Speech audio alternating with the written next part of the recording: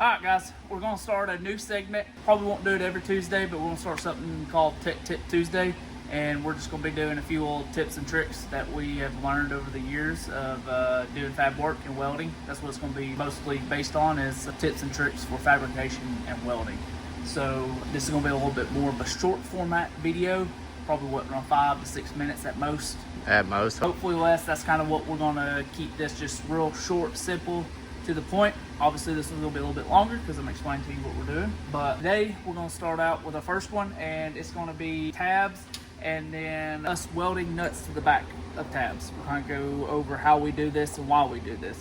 So one of the big reasons that we usually weld nuts on the back of our tabs, especially on the race car side of things, is because once you start getting everything inside these cars, it gets really hard, or it gets really tight inside of it here, and then it gets really annoying and hard to put a wrench and a ratchet wrench in behind the seat, especially seats and seat belts and stuff like that.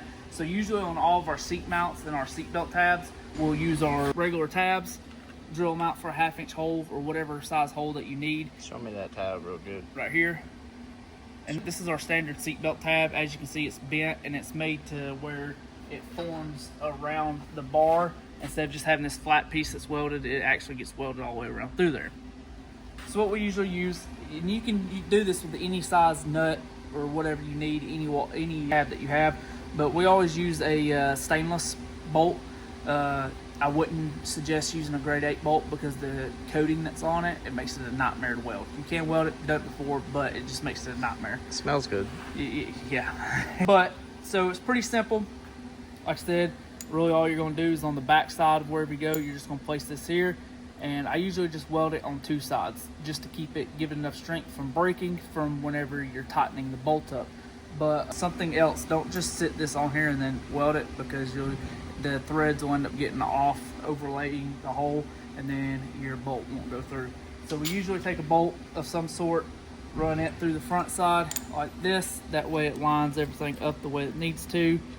And then take your nut on the back side, tighten it up, and boom, you're ready to weld. So one thing that I like to do is I like to weld opposing sides. I usually weld 2 sides. So I'll weld this flat here, then on the other side, I'll weld that flat there. So we're gonna weld this up real quick and show you all the final result.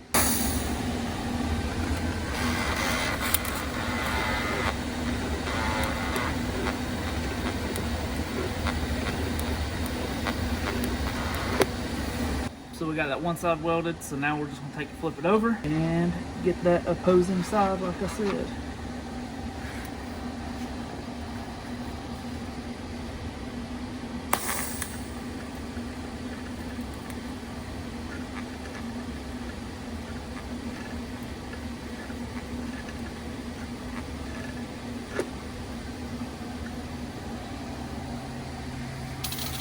Alright, we got that all welded up.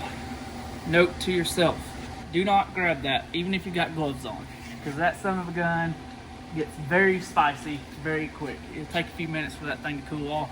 Usually what I'll do is we have these big fans in the shop. I'll take and just sit it in front of the fan and just let it kind of naturally cool on its own. Obviously you don't want to put it in water or anything like that because it can make it brittle.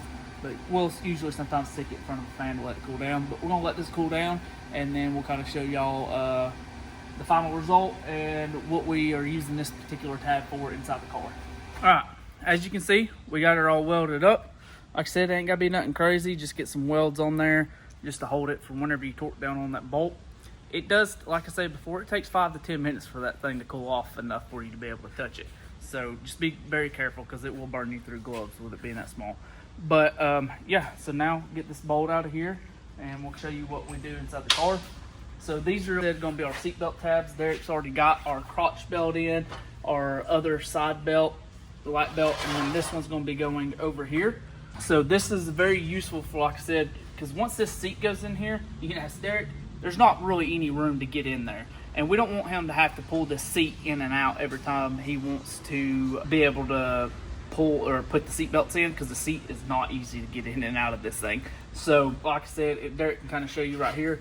It's very tight up underneath here, and the seat is pretty much almost all the way up against here.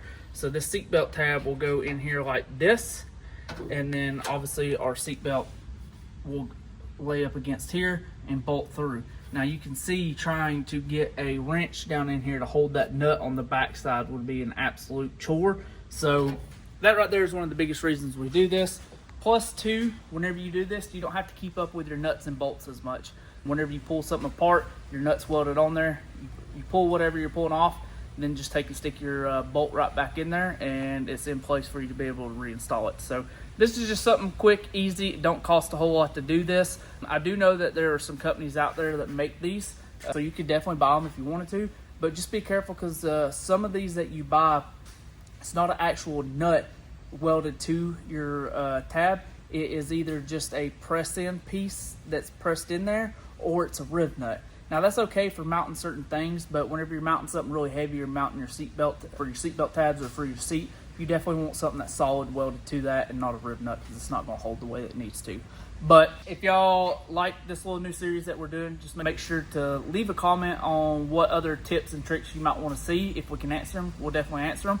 If there's stuff that we find that we can't answer, we'll do our best to figure out ways to answer them, because we like to learn too. But thanks for watching, and we'll catch you in the next Tech Tip Tuesday.